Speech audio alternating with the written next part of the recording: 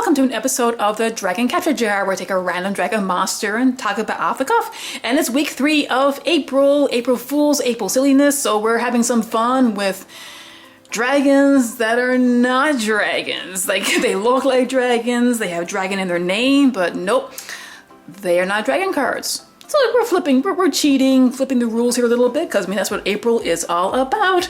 So here is the jar. And this week it's caught us a classic, another classic, Cyber Dragon. Cyber Dragon, but it's a machine monster.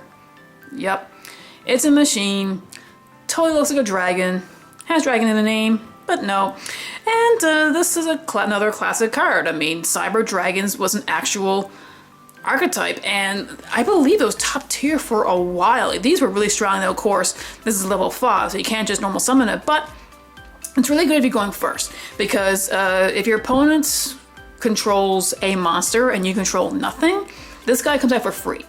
And you just go from there with your plays. You go into real strong fusion machine monsters, because they're not dragons either. Now, I do know that this was the deck of choice. I think the ace monster in Yu-Gi-Oh! GX, and that's a show I never watched.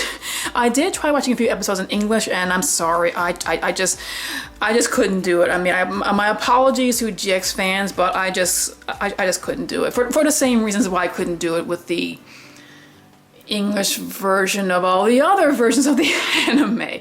You know, Duel Monsters, I just couldn't do it. It was just so silly. Like, the characters were completely 360 changed in personality, everything. So yes, so Cyber Dragons, yep. I went against this deck numerous times. Usually same thing. I could get around it by turning off the extra deck with certain ritual monsters, Unicorn and the Drake Overlord. And Cyber Dragons were really strong. It was a top tier deck in Duel Links as well. So yeah, and I do see it come back from time to time in the ranked duels. Not that often though. But I mean, like any other deck, once you know the choking point to get around it, it's actually really easy to get around. But they're still adding support, because like Blue Eyes, like Dark Magician, it's just one of those fan favorite decks, and it just doesn't die. I mean, there's a lot of people online who keep making deck profiles for Cyber Dragons, and you would think it's a deck that I would totally go into, because I love dragons and I'm a total techie person, so this is a perfect merger of the two.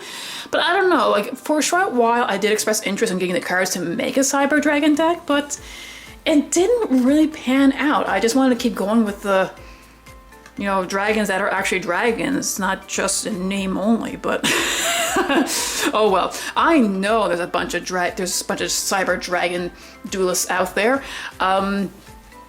Do you still play? And is there any more, anything else you can do with the deck that can make it competitive? Let me know in the comments below, and stay tuned for the last week of dragons, but not dragons. Remember to be a good sport too. Play the game, not the fame.